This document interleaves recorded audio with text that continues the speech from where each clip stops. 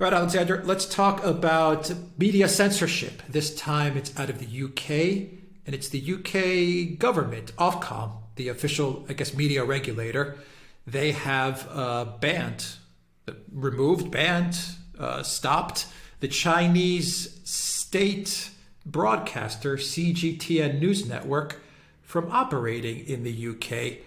What do you make of this? Is this a sign of things to come? Are we going to start seeing the UK banning more state media channels that it perceives as hostile? For example, RT, Russia Today, for example, Press TV. I don't know if Press TV is operating in the UK, but just an example. In other words, do you say the UK doing this to many nation states that it perceives as hostile? Do you see, reciprocity now? China doing the same to, say, the BBC. If the UK ramps up against Russia, Iran, or other countries, they doing the same to the BBC as well. The US getting involved, Germany getting involved. Where is this thing ending? Yeah, I mean, first of all, just to quickly deal with Press TV, Ofcom revoked Press TV's license long ago, but it was never expected that they would go after CGTN. This is as you rightly say, the Chinese state broadcaster. They've revoked its license, so it can't now appear on British channels. I mean, you can still find it on the internet, but if you now put on British television and you go to cable news or things of that kind, cable channels, you won't find it there anymore. And I have no doubt that this is the start, the beginning of more things to come. It's fascinating that they've gone after CGTN, and just fascinating to find the justification that they've used to do it. They're saying that they've, revoked CGTN's license because CGTN is controlled by the Chinese Communist Party, and Britain doesn't allow channels that are controlled by a political organisation. Well, I think we're all astonished to learn that CGTN is controlled by the Chinese Communist Party. I mean, this is a real revelation. Nobody up to now could have suspected it, but suddenly Ofcom has realised it. If you detect sarcasm in my words, you're absolutely right, because of course the British have always known who actually controls CGTN. And the fact that they've now revoked its licence is a clear sign that the British are now acting to clamp down from information sources that come from countries that are seen as adversarial to Britain and to the United States and to the Western powers. I should add, by the way, and I've appeared on CGTN, that its programmes are, frankly, I would say, dull. And the idea that it can pose any conceivable threat to the British way of life is bizarre. But CGTN is the first, or perhaps the second, if you include Press TV. I am sure that RT is ultimately in Ofcom's sights. I'm sure that its licence will also be revoked at some point. I am also sure that the licences of other channels that are definitely controlled by governments which are friendly to Britain, like Al Jazeera and Al Arabiya, which are controlled by Qatar and Saudi Arabia, respectively. I'm sure that they will continue to appear, so this will be selectively applied. I have no doubt that other countries, the countries whose channels have been have had their licenses revoked, are going to reciprocate. I'm looking at Global Times now, and I read the headline there: revoking Chinese broadcaster CGTN's license lays bare UK's hypocrisy of press freedom. So I have no doubt the Chinese will not take this line down, and I'm sure that the BBC will find that to the extent that it can broadcast in China, it will soon no longer be able to do so. I'm sure the Russians, when RT eventually also has its license revoked will retaliate in kind too. I'm sure this will be going on with more and more countries joining in. I'm sure the Germans will follow where the British have led. I'm sure the US will follow where the British have led. I'm sure all sorts of countries will also respond to that. And we're going to see, as we have already seen with the internet, that the World Wide Web has effectively disintegrated, and before long the worldwide media web will disintegrate also. We will be back to the world which existed before 1989, in which there are different media and internet, or should we say intranet spaces around the world, and they don't really have much openness any longer to each other. What changes this picture, what is radically new, is that the initiative is increasingly coming from the West as opposed to its adversaries. I have to make exceptions of the Chinese because, of course, the Chinese have always been very restrictive on what other people can say in China. There's never been easy access to the internet in China. There's never been easy access to foreign media in China. But it seems that we in the West are intent on copying them, which is the reverse of what used to happen during the Cold War.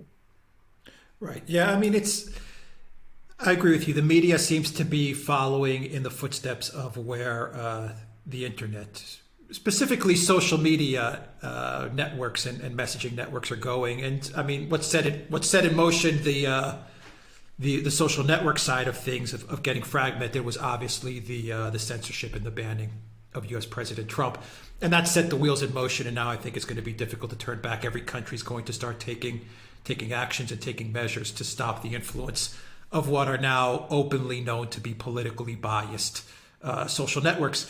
The media seems to be following the same trend and the same trajectory.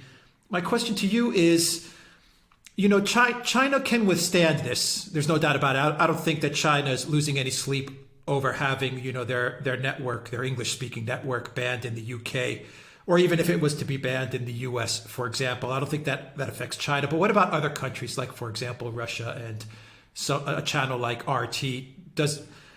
The BBC can also withstand it. The BBC is a very large state-run network. I mean, it's massive compared to a network like even Chinese television, CGTN or RT. The BBC dwarfs those networks. I mean, completely dwarfs those networks. The BBC could withstand being banned in China or Russia, I would imagine. But can channels like Press TV and Russia, can they last if they're banned from the West? Do they even have a purpose to exist anymore? I mean, I'm trying to figure out who wins in this media war between governments that's now taking place. Who has the advantage? Well, you put your finger on it. I mean, if RT cannot broadcast in the West, remember, it's an English language channel. I mean, there's also a Spanish language version, and I believe an Arabic one, but it's the English language RT that really matters. If it can't broadcast in the West, what's the point of it? I mean, the whole point of setting up RT was to provide a media vehicle which would inform Westerners of, if you like, the Russian perspective of things. I mean, I say that, I appreciate RT says that it's an international media channel, but it does provide, ultimately, the Russian perspective of things. If it's banned from operating in these countries, then I don't really see the point of it. And I'd have to say, frankly, at that point, its future must be in doubt. You're absolutely right. The BBC will survive because, bear in mind, the BBC has a massive English language audience because it exists in Britain, it exists in the United States, it exists internationally, it's got very, very deep roots around the world. RT has only existed for a few decades, 2 decades. It doesn't have that kind of deep roots. It doesn't have anything like the kind of reach the BBC does. And as I said, if it's banned, I think the Russian government will say to themselves, well, what's the point of it in that case? I mean, I'm talking about the reality now. CGTN unlike RT, and this is perhaps an important difference. I mean, the Russians saw RT, they set up RT as a specific outreach to the world. It was supposed to be a channel that Russia was going to create, which was going to compete internationally with the big media giants of the West. And to a certain degree, in a minor way, it did. Up to a limited point, it did. CGTN is completely different. It is very much the official voice of China. And I don't think anybody really goes to CGTN with any real interest in following the news there, because they see it as a standalone media company. So CGTN, because it's so much closer, if you like, to the Chinese government, will survive, because it will still serve for China that essential function. RT, because it was conceived as something different, in this new media landscape, which is now starting to emerge, I don't really see how it could survive if these sort of barriers that we see continue to go up. So that's the reality of it. By the way, since we're talking about Russia, I've been following the Russian media now, and there is now a big head of steam building up in Russia about banning American social media companies in Russia. And this flows directly from the steps that those social media companies have been taking in the United States.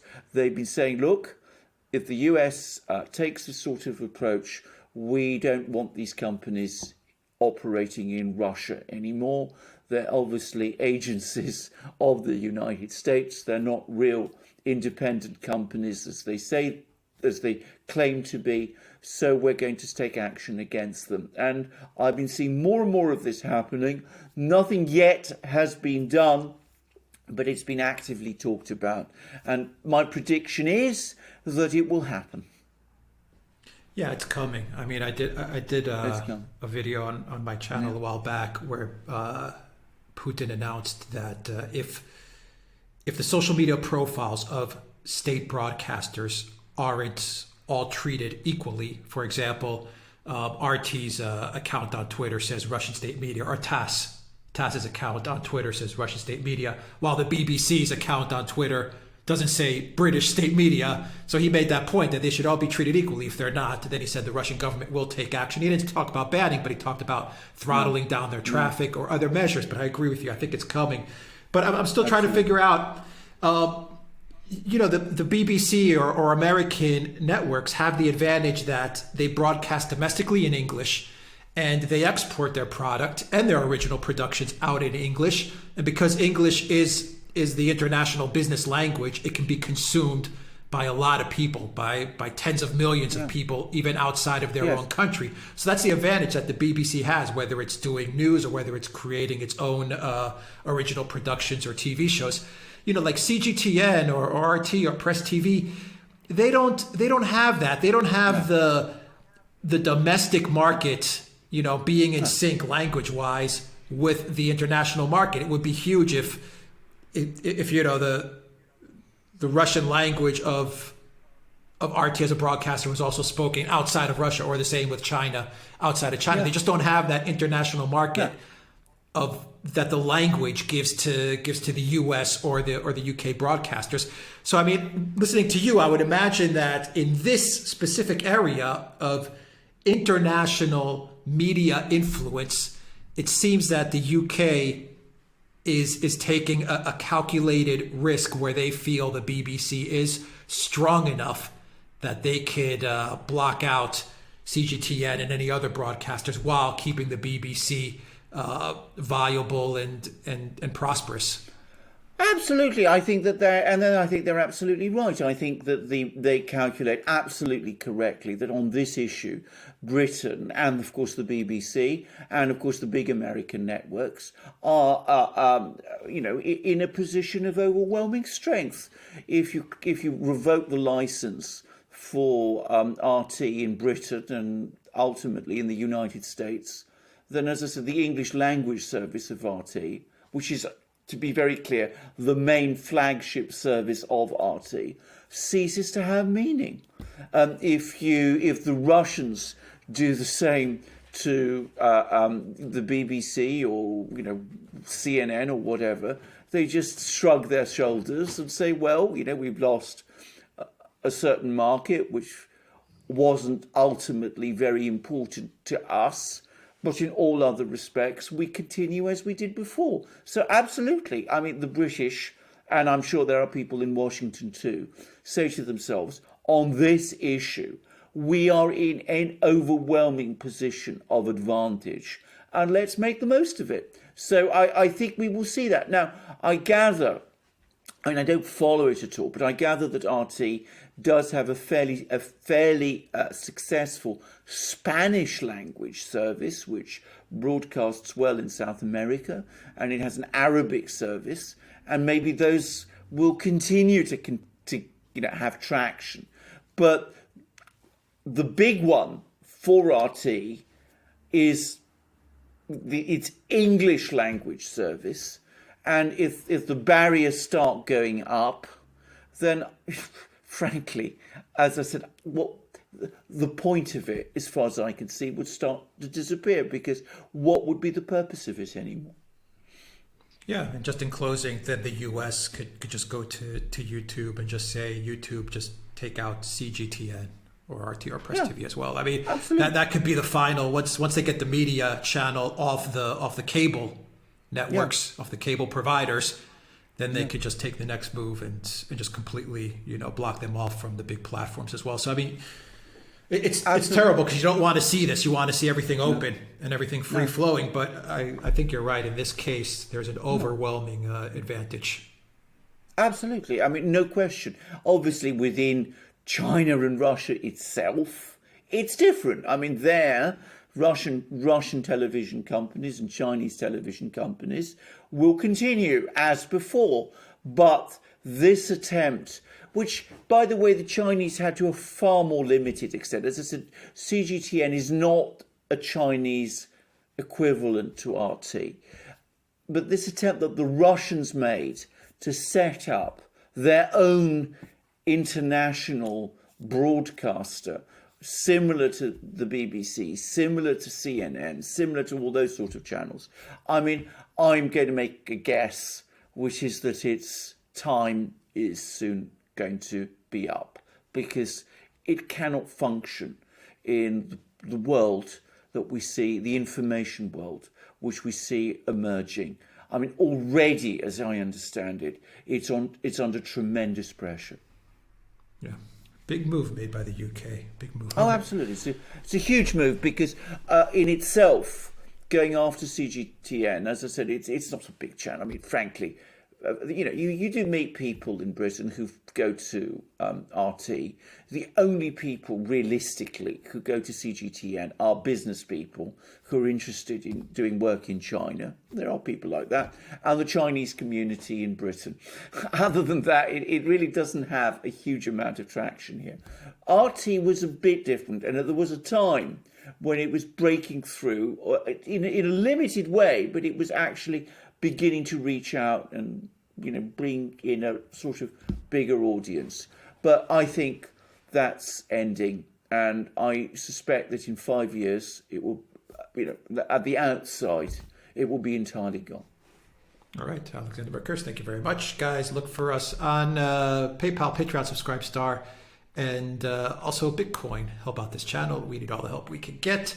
Also, make sure to visit all our channels, Alexander's channel, my channel, and of course, the Duran on Rumble, Parler, and BitChute. Of course, BitChute, where we are growing really well. Odyssey is a great platform as well, and Rumble is also awesome. And we're growing really nicely on all those platforms.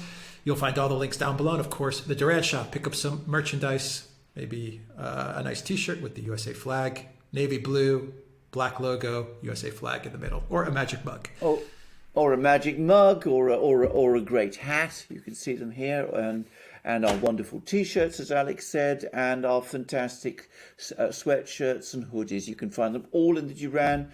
The feedback we get from people who buy them is enthusiastic. You support us. You support us also by going to our other platforms and supporting us in other ways.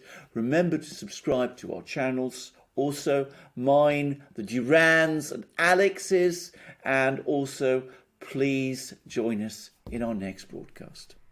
All right. Thank you very much. Take care, everybody.